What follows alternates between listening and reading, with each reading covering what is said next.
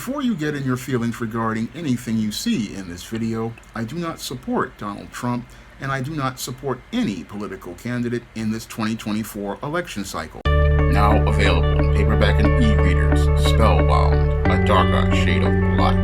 Get your copy today at your favorite online bookseller. Better get the coleslaw, y'all, cause we're having us a barbecue.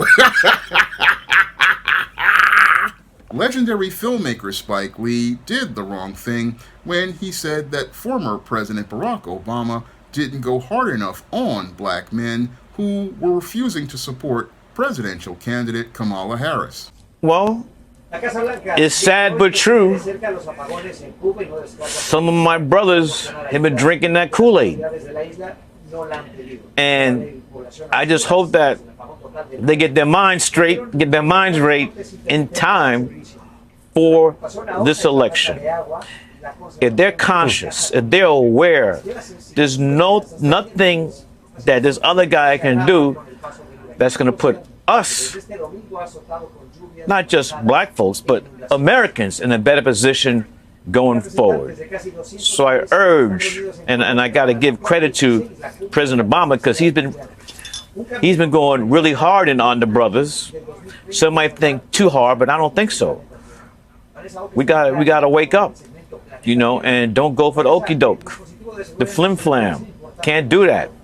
We got to support our sister. Now, director Spike Lee did the wrong thing when he went on MSNBC and made some statements regarding black men and their choice not to go out here and support Kamala Harris in the 2024 election. And according to Spike Lee, black men like myself are drinking Kool-Aid like Jim Jones presented at the Jonestown incident that took the lives of over 1,000 people if we choose not to go out here and support or vote for Kamala Harris on November 5th. And according to him, we black men need to wake up and go out here and support Kamala Harris because he basically said so, and he believes that former President Barack Obama wasn't hard enough on black men like myself for not looking to support Kamala Harris, and believes that he needs to go harder. Now, when I listen to the statements presented by Spike Lee, they basically show me, ironically, how he has drank the poison Kool-Aid of white supremacy, and as the spellbound black male is looking to fit himself in the black box that's acceptable to white people in the entertainment industry, he has gone from being a controversial filmmaker who put out images of black people that balanced and humanized us to going out here and turning himself into a bootlick and a shill who is on the level of Tyler Perry and is going out here shilling for the Blue Party and looking to go out here and demonize any black man, especially a heterosexual black man, as the enemy of the state for not looking to support a political candidate. And that shows me how Spike Lee has basically been compromised by the institution of white supremacy and is now in that black box looking to go out here and not only get some butter biscuits, but hopes to get some money so he can go out and make some movies and have some money for some Knicks season tickets. This bootlick and shill has basically been bought and paid for, and it's really disappointing to me because Spike Lee's films were a major part of my teen years, and what films like Do the Right Thing presented messages diametrically opposed to what Spike was presenting in his films. I mean, this statement that he was making here, oh, black men are drinking Kool-Aid. No, Spike, you're the one drinking the Kool-Aid, and you're the one that needs the nutmeg. Yes, I'm making a reference to the iconic film Malcolm X, where there was a scene where the brother, who was a part of the Nation of Islam, gives Malcolm the nutmeg to help him deal with his heroin addiction. And Spike basically is the one who needs the nutmeg right now because he's the one addicted to white Hollywood and getting acceptance from white Hollywood ever since he got that honorary Oscar. Ever since he got the honorary Oscar, his head has basically been gassed up because now that he's got that white validation, now he is looking to throw black people under the bus, looking to throw black folks under the bus because now that he's got his 40 ounces and a mule, he basically is all content to be a part of white society and is basically no longer thinking about looking to elevate the image of black people. And that's shown in the statements that this man made, looking to go out here and support former President Barack Obama, who just a few weeks ago expressed his contempt for foundational black American men, especially heterosexual black men like myself, by going out here and making a condescending statement as he talked among a group of beta male black men who didn't have the backbone or the balls to stand up to him and let him know that the way he was talking to them was just extremely disrespectful, because the way Barack Obama sat there and talked to those black men, basically talked to those black men like a slave master or a white supremacist would talk to slaves on the plantation, talking about how some of the brothers weren't out here supporting Kamala Harris. Well, the critical question I would have asked Barack Obama at that function if I was there is, what has Kamala Harris done to support black people? And that basically would have shut his ass up, because he basically, again, was approaching black men in a way that was extremely disrespectful and condescending, in talking down to black men like children, presenting that an example again of the way white supremacists see black men. Then instead of seeing us as men that need to be respected and men that have needs that need to be met, what we are done is talked down to like children and disrespected, and being told that what we need to do when it comes to the U.S. Constitution, its first three words are "we the people," and the politicians are supposed to serve we the people, not go out here and look for us to serve them. And that's where Barack Obama and Spike Lee have it twisted. Oh, we need to go out here and support Kamala Harris because they say so. No, that's not what this Constitution says as related to the rights of us as citizens that were given to foundational black American men like myself in the 13th and 14th Amendment, and reinforced by the Voting Rights Act of 1965. We don't get dictated to who we have to vote for. No, it is up to the candidate to go out here and support an agenda. And when it comes to Kamala Harris, she has shown that she has no interest in supporting a black agenda at all. So that's why most foundational black American men like myself have no interest in supporting Kamala Harris, because she basically has shown with her past track record she has no interest in supporting black men. No, over the course of her time as the district attorney in San Francisco, the attorney general of California, and as a senator, she has expressed contempt for heterosexual black men by doing things like keeping black men in prison longer than their sentences ended, and also further persecuting black men over the course of her time as an attorney general, and also persecuted black women as related to truancy cases. Again, this woman has shown no regard for black men, and as she shows no regard for black men, she basically is, again, not understanding the political process and not understanding that the candidate is supposed to support the agenda of the people that she's looking to represent. And again, since she's not offering anything tangible to black men, there's no reason for black men to logically go out here and support her. Now, Barack Obama and Spike Lee want to present the emotional argument regarding the orange man being so bad and the orange man being so evil that he's going to destroy America. However, if you're so concerned about democracy, like you say, then you want to go out here and make a real deal with black men. not a disingenuous, empty gesture like Kamala Harris is presenting, an empty gesture like Kamala Harris presents, where she says that she's going to offer things to black people, but the whole thing is these deals that are specifically for black men offer us absolutely nothing at all.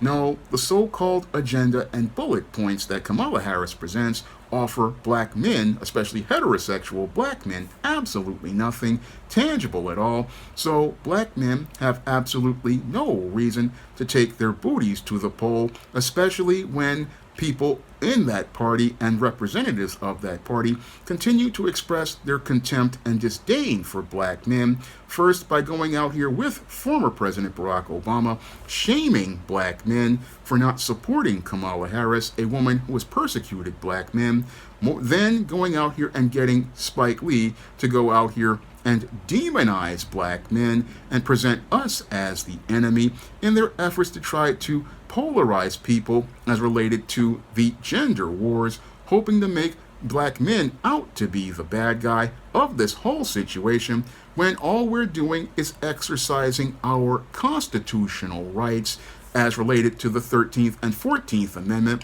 and the Voting Rights Act of 1965 to choose who we want to vote for. And if a candidate doesn't look like it appeals to people and the candidate isn't offering anything tangible to a demographic, then that demographic has the right to refuse to support that candidate and even has that option of choosing, like myself, not to vote at all because there's nothing tangible on the table as related to this business transaction. And that's where many black men have gotten educated by new black media to understand that voting is a business transaction, and with it being a business transaction, a black man has a right to make sure that he's getting something tangible for the tax dollars he pays into the system that will allow him to have a better quality of life, instead of sitting there like many generations, like the baby boomers and generations before, that just voted straight down tickets and got nothing in exchange for their vote. Meanwhile, other communities basically lived a high life where they had good schools and they had good jobs and basically lived very well on black dollars. I mean, 99% of black dollars leave the black community and don't come back and in the form of anything. And that's something that many black men want to correct, because we're the ones who don't get anything tangible as related to laws that we need. I mean, we, as part of the black agenda, what we want is an anti-black hate crime law that will go out here and punish all of these rogue police officers, these suburban commandos, these Karens, and other individuals who look to terrorize and persecute black people. Moreover, we also want hot money for our schools, public schools. We want monies for our libraries and our roads, because our communities oftentimes get shortchanged while other communities get more money. And we also want money for reparations that will pay us all back for the legacy of slavery, the legacy of Jim Crow, and the current and ongoing discrimination that keeps black men like myself from being able to actualize our potential and compete in the economy. That's what we want as related to some of the tangibles that we want. And we're tired of hearing that we need to support a candidate who basically is presenting empty symbolic statements that mean absolutely nothing, and supporting empty symbolism like Kamala Harris being claimed to be the first black woman president or the first woman president. Again, means nothing to foundational black American men who know that Kamala Harris isn't really black. She's basically a person who was Jamaican and Indian, and more claims Indian because she travels to India more than she did the black community. And again, as she was representing those areas of California, she wasn't looking to represent black people, but looking to persecute black people. And that's why most black men have no interest in supporting Kamala Harris. But that information goes in one ear and out the other of people on the left, like Spike Lee, who are sitting there talking the same dysfunctional talking points about how we need to preserve their democracy, but their democracy, again, doesn't allow black people to have a choice. And that really takes me back to one of the reasons why I wrote the novel Spellbound. One of the reasons why I wrote the novel Spellbound was because black people are always told that they cannot have a choice, to have the freedom to live the life that they want. No, when it comes to the black community, what happens is we have this group of enforcers who go out here and look to impose the will of white supremacy on black people, trying to jam us into boxes in order to be acceptable to white people. We've always had this sense, I've seen ever since the days of when I was in junior high school, where you've got guys who want to put you in a box, that makes people in the community feel comfortable so they can appease and please the white supremacist, but don't want us to have the freedom to make our own choices, because having the ability to make your own choices, this is how a person takes their power. This is how a person has their power over their own lives, but they don't want us to have our power. And that's basically what has people like Spike Lee and Barack Obama upset, because they can't be the overseers over black men. And what they fear is that once we start taking our power, they won't be the influential ones in society, and they won't be the ones to get the extra biscuit or the extra cornbread from these white supremacists and be able to live a high life on the backs of black people. That's what they fear, and that's why they're sitting here talking about how we're drinking the Kool-Aid, when ironically it's Spike who's the one who's gotten a taste of the Kool-Aid. And as he's gotten a taste of the Kool-Aid, he's become addicted to white acceptance and white approval. And so addicted to white acceptance and white approval that he's out here looking to shill for the blue party, and shill for a party that basically is, as I see it, completely disconnected, because this party is so out of touch. I see them coming out here with old, faded, washed up celebrities, people who haven't done film projects for years, ironically from an industry that basically abandoned these people, but they want us to go out here and vote for a candidate based on their alleged influence, when no critical thinking person goes out here and looks to vote for a candidate based on the word of a celebrity. It's like I said in a previous video, if celebrities are influencing your vote, something's wrong with you, because you should be looking to create a business transaction where you're looking to get something in exchange for your vote, and something in exchange for your vote that is tangible to you, because if this candidate wants your vote, they need to show what they're going to offer you outside of telling me that the orange man is bad. Again, the orange man is not the reason for going out here and voting. Telling me how bad things are going to be with the orange man is not an argument. No, if you are in a business, you have to go out here and show what you have to offer. You have to show what your candidate has to offer. And sadly, the Blue Party has not done that over the last 3.5 years, where they were supposed to be working on where they were going to take the country. No, they basically took voters for granted. And that started way back in 2020, when Joe Biden expressed his contempt for foundational black Americans by taking those so-called black leaders into a room and telling them that he could do nothing for us. And once he told us he could do nothing for us, he didn't see how he had basically jumped the shark as related to the black vote, even though he had been expressing contempt for black people with those ads like "take your booty to the poll." Again, continued to express contempt for black people, thinking that he could rely on a minority coalition of Hispanics, Arabs, and Asians, and they would basically take the place of black people. But as those people have come into the country, they have basically gone out here and supported the orange man, leaving Joe Biden and Kamala Harris with egg on their face as they desperately try to get their campaign back together, as they desperately try to get a campaign back together that they basically wound up messing up completely as related to things, and further made it worse by going out here and having Barack Obama talk down to black men, then follow that up with another empty gesture as related to Kamala Harris's just ridiculous proposal to black men that says something passively but aggressively gives us absolutely nothing at all. And as it gives us absolutely nothing at all, what they want to do is set up Spike Lee to be the guy to start the narrative to make black men the enemy. If Kamala Harris loses, make black men the enemy of the story. And as they look to make black men the enemy of the story, they hope to blame black men if Kamala Harris loses the election, because according to some reports, they're scrambling because they see that the poll numbers aren't going the way that they expected.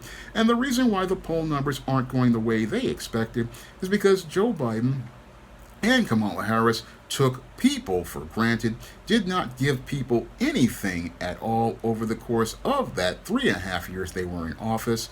And as they were in office for 3.5 years, they basically gave everything tangible to people who entered the country illegally, whereas Americans were basically struggling paycheck to paycheck and continued to make things worse with their Jobs and Inflation Act that basically further raised people's taxes, and the American American Rescue Plan that didn't save any Americans.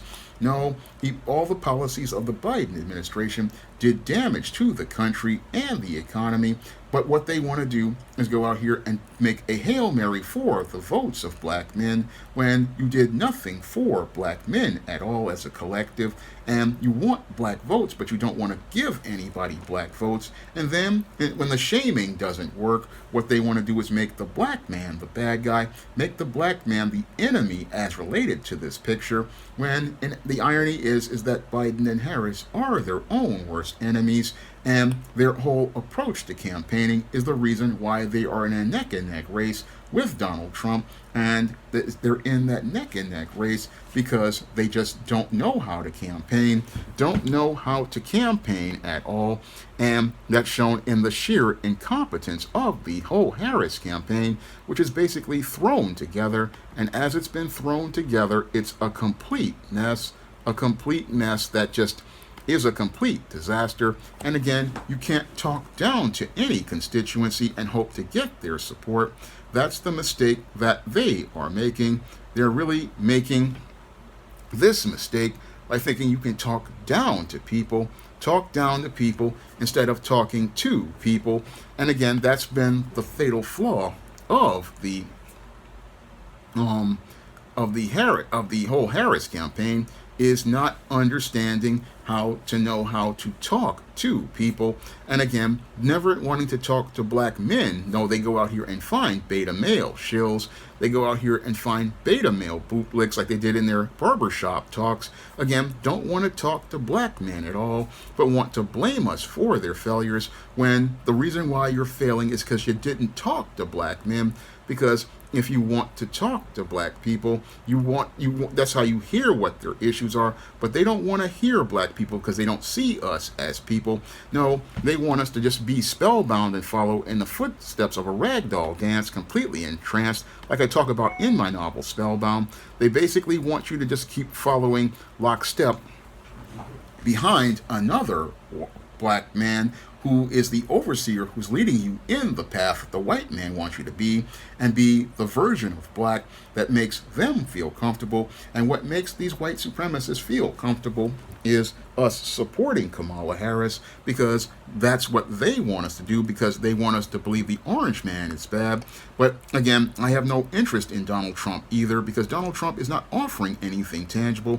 And with this being business, I'm not taking it personal. No, what's business here is if you want votes, you've got to give people something, and you got to give some people something tangible. And moreover, you have to show that constituency respect, something we haven't gotten from Barack Obama, who expressed his contempt for black people, Hillary Clinton, who basically took black people for granted, Joe Biden, who expressed his contempt for black people, and Kamala Harris, who oftentimes acts extremely arrogant and condescending, similar to Hillary Clinton. And again, these character traits alienate people, But you can't explain this to the blue party, who is basically campaigning on emotion and not thinking with logic.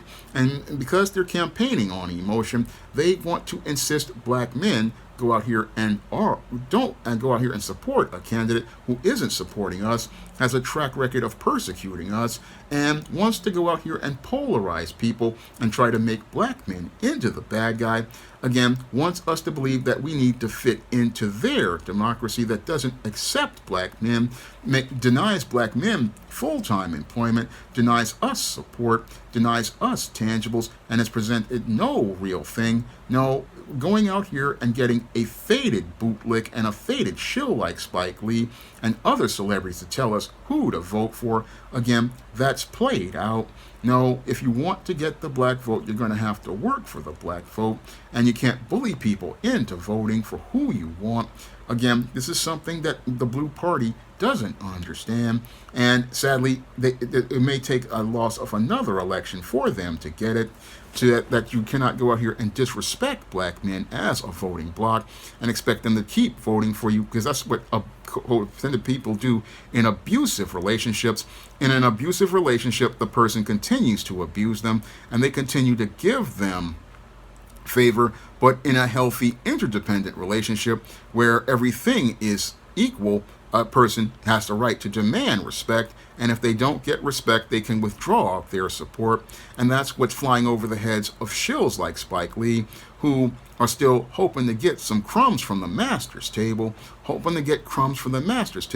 And what really saddens me about Spike Lee, what really saddens me is that this man, who I grew up in adolescence admiring as somebody who was looking to speak out for black people, shows us that, like I said many years ago about pro-blacks, they only speak out to get the attention of white people, and once they get the crumbs from the master's table, what they want to do is go out here and be the advocate for massa. So they weren't about black empowerment, they were all about white acceptance, and they used a pro-black gimmick to get that acceptance.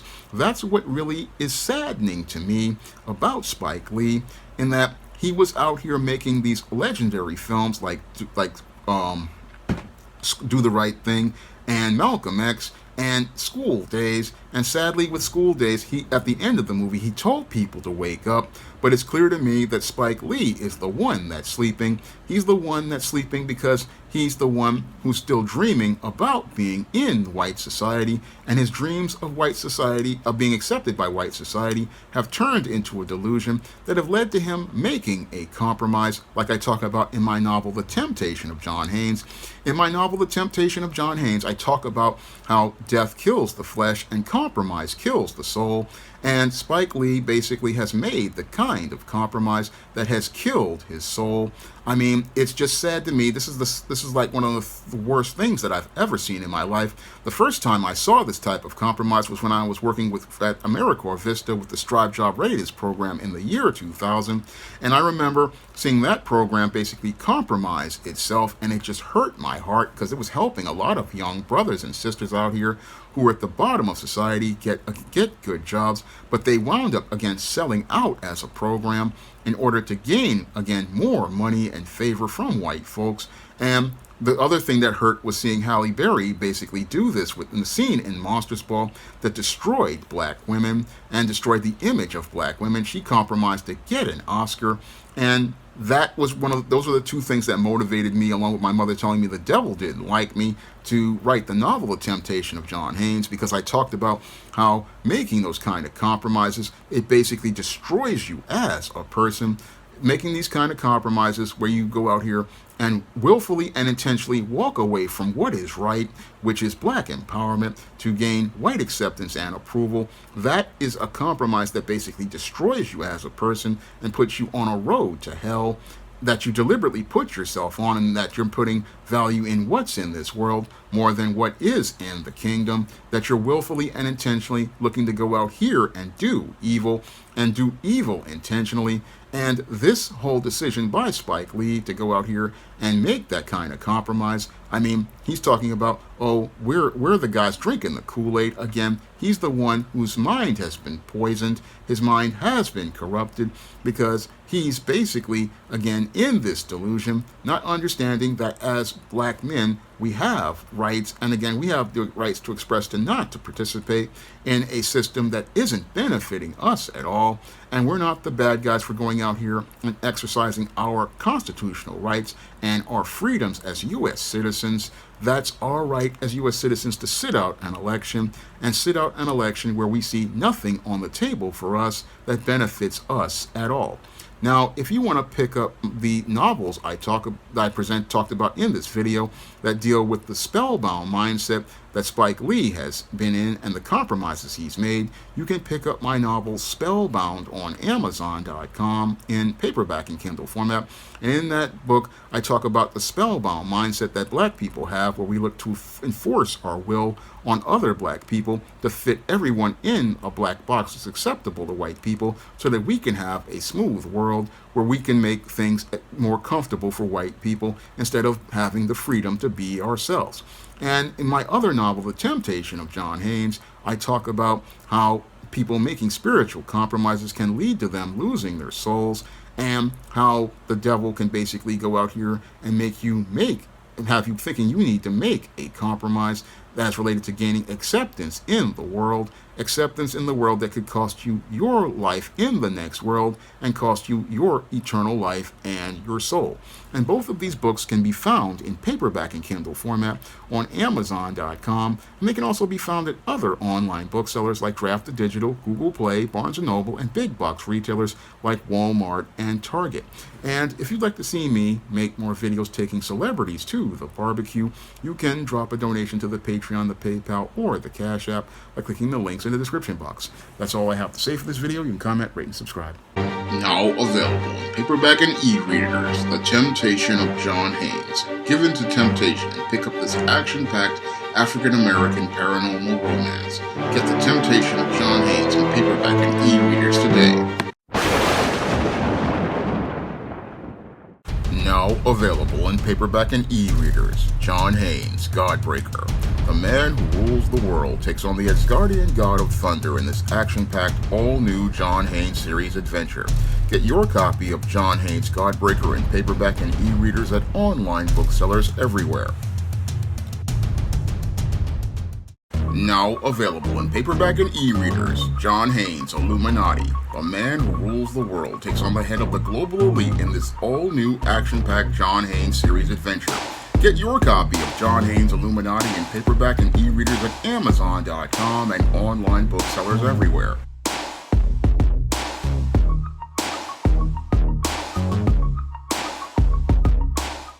Support Black-owned and Black-operated digital broadcast media. www.niceradionetwork.com. Nice Radio Network, broadcasting 24 hours a day, 7 days a week.